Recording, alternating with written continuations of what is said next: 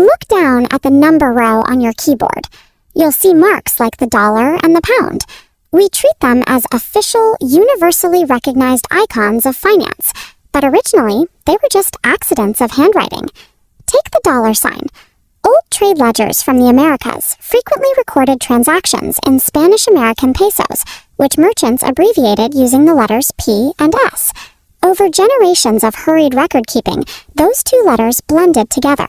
The loop of the P gradually disappeared, until only a single vertical line struck through an S remained.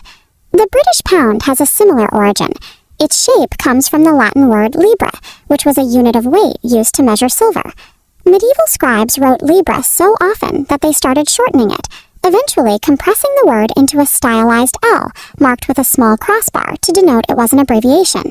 The foundation of global wealth iconography rests on linguistic history and scribal shortcuts, rather than modern economic engineering.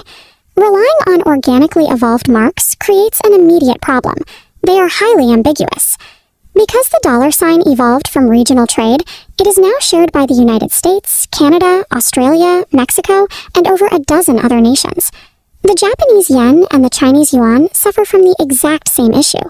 Both nations use the identical symbol for entirely separate currencies. The overlap comes from a shared concept. Historically, the native words for both the yen and the yuan translated to round object, a direct reference to the circular metal coins that replaced older, irregularly shaped money. The glyph itself is just a Y with horizontal strokes. In written text, without adding a country prefix like JP or CN, the symbol is useless on its own. Context rarely makes the distinction clear. As global trade exploded in the 20th century, the financial world realized that relying on shared historical accidents was an incredibly inefficient way to manage international money.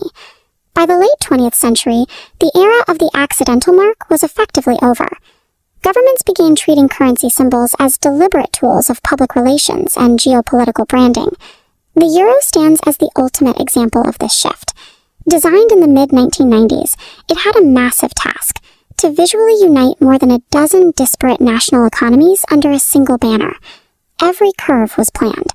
The physical design of the euro isolates a rounded shape inspired by the Greek epsilon, chosen as a nod to classical European civilization. And those two parallel lines running horizontally through the middle were explicitly engineered to suggest long-term economic stability. We see the same deliberate engineering in the Israeli shekel. Introduced in the 1980s, the symbol compresses two native Hebrew letters.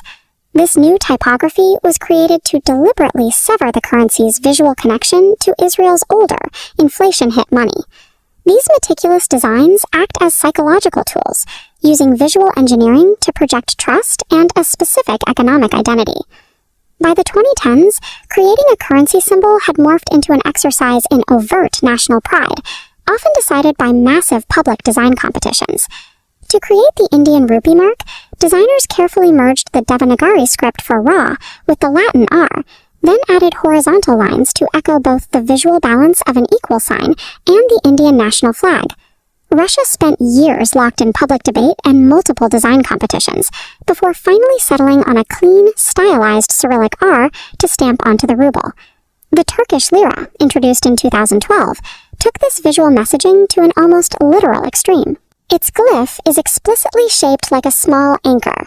The designers chose this to broadcast the concepts of safety, a nod to Turkey's long maritime history, and a firm economic footing. Modern nations now view currency symbols as highly engineered PR campaigns, projecting their geopolitical confidence directly to the world. But after centuries of perfecting the visual branding of money, it raises an interesting question. Do we really need a symbol for a currency to be legitimate? Switzerland boasts one of the world's most stable and trusted economies, yet they never designed a unique glyph. They simply use the letters FR or CHF. Contrast Switzerland's quiet confidence with the creation of Bitcoin. As a stateless digital currency born on the internet, it desperately needed to project visual legitimacy to a skeptical public. Its design, a capital B struck through with two vertical lines, deliberately echoes the accidental aesthetic of the US dollar. It artificially borrows historical authority to make digital cash feel tangible. For established economies like Switzerland and Poland, trust resides in the currency's stability rather than a visual mark. leaving newer, stateless currencies to borrow historical aesthetics to manufacture legitimacy. Whether a symbol is an accidental scribble on parchment, an engineered anchor, or a digital clone, all visual marks suffer from a structural flaw. They lack absolute clarity.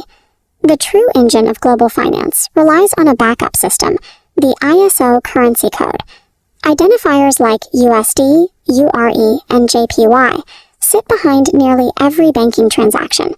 This quiet, standardized system eliminates visual chaos, providing international trade a uniform, universal language. The global economy ultimately functions through a cold, invisible code, an ironic end to centuries of developing currency symbols as icons of national identity.